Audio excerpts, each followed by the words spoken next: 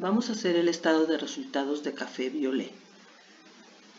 Recordemos que el estado de resultados muestra detalladamente los ingresos, los gastos y el beneficio o pérdida que ha generado una empresa durante un periodo de tiempo determinado. Esto es de tal fecha a tal fecha. Son estados de resultados pro forma porque son proyectados. Por consiguiente, vamos a partir del plan financiero, no de los estados financieros. Veamos.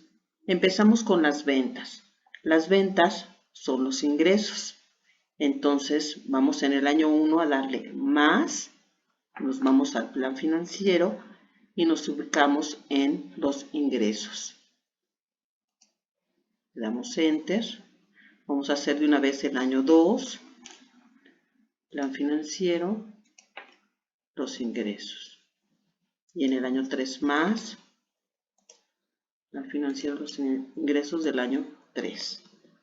Menos el costo de ventas. El costo de ventas son los gastos variables, ya que van en función de las ventas. Es lo que a ti te cuesta, lo que tú vendes. Entonces nos vamos a los gastos variables. Más, nos ubicamos en el plan financiero, en los gastos variables del año 1, más gastos variables del año 2, más gastos variables del año 3. Esto nos da la utilidad bruta. La utilidad bruta es la primera utilidad, es el margen de utilidad. Menos los gastos de administración. Los gastos de administración son los gastos fijos y en este caso en él consideramos tanto la nómina como los gastos fijos. Entonces le damos más a los gastos fijos del año 1 más gastos fijos del año 2 más gastos fijos del año 3. Menos la depreciación. Recordemos que la depreciación es una partida virtual porque no te genera salida de efectivo, pero es un gasto. Nos vamos al plan financiero, nos ubicamos en la depreciación del año 1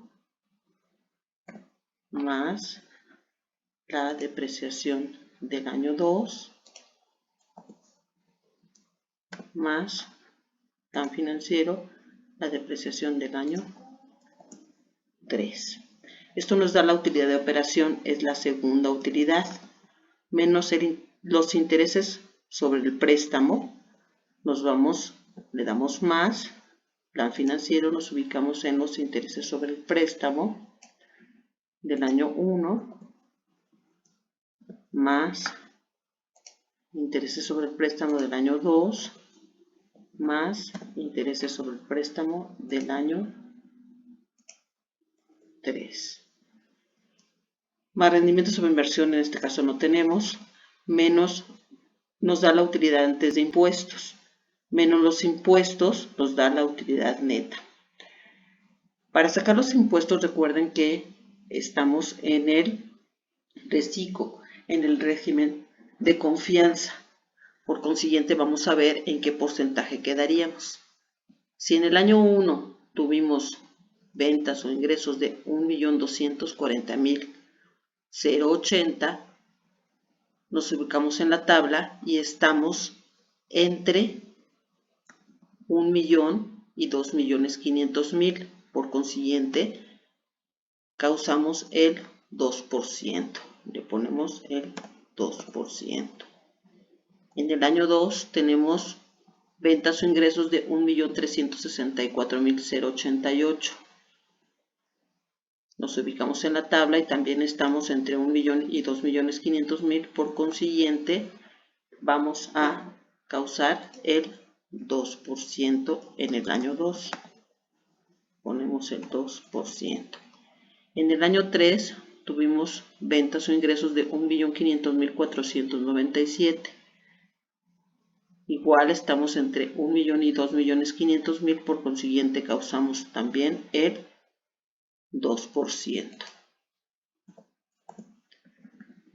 Entonces, para sacar los impuestos, recuerden que es el 2% sobre las ventas o ingresos, entonces le damos más las ventas y lo multiplicamos por el 2%.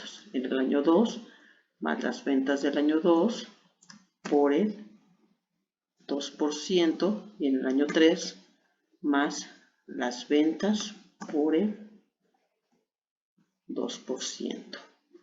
Debemos llegar a un total de 1.086.246 para saber que estamos bien.